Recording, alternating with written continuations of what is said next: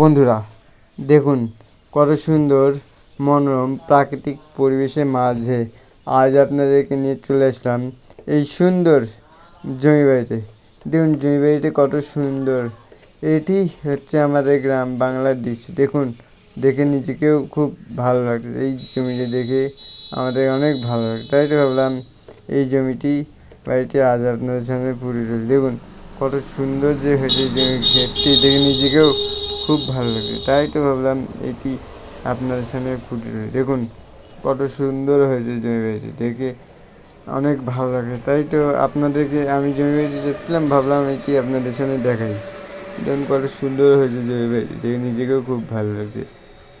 আর অল্প কিছুদিনের মধ্যে ধানগুলোতে গুটি চলে আসবে, তারপরেই তো আরও যত্ন নেওয়া শুরু হবে। আর অনেক কৃষকরা আছে যারা, বিশেষ যারা কবুতর খামারি, তারা তো ধান হলেই পাকতে ধরলেই তো অনেকে তুলে নিয়ে যায়। এটাতে সাবধান, কারণ এই কবুতরের জন্য খাবো, কিন্তু এটি করলে ঠিক আছে, কিন্তু আর অবশ্যই লক্ষ্য রাখতে হবে যে আমরা যারা কৃষক ওদের দিকেও দেখতে হবে, কারণ ওরা কষ্টের ফল হচ্ছে এই ধান। এই কষ্টের ফল ওদেরকে যদি মূল্য না দেন তাহলে এটা হবে না। যারা কবুতর খামারিরা আছে তারা একটু সাবধান, তারা এটা থেকে বিরত থাকেন, কারণ আপনাদের এই একটু ভুল কাজেই জন্য আমরা অনেকেই কৃষকরা ন্যায্য দাম পায় না ওদের। আর দেখুন ধানগুলো কী পরিমাণ যে সবুজ হয়েছে, দেখে নিজেকেও খুব ভালো লাগছে। আর আপনারা যারা কৃষক, আর এইগুলোতে এখনও গুটি আসেনি, হয়নি, হলে অনেকটা সুন্দর লাগবে। তাই তো আপনাদের সামনে এটি দেখাচ্ছি। দেখুন কত সুন্দর হয়েছে ধান ক্ষেতটি, দেখে নিজেকে খুব ভালো লাগে। আর এই যে দেখুন কাঁচা ধান পুরো সবুজে সবুজ হয়েছে এই জমি বাড়িটি, ধান ক্ষেতটি দেখে নিজেকে খুব ভালো লাগে। তাই তো ভাবলাম এটি আপনাদের সামনে ফুটিয়ে দেখুন কত সুন্দর হয়েছে ধান ক্ষেতটি, দেখে নিজেকেও খুব ভালো লাগছে।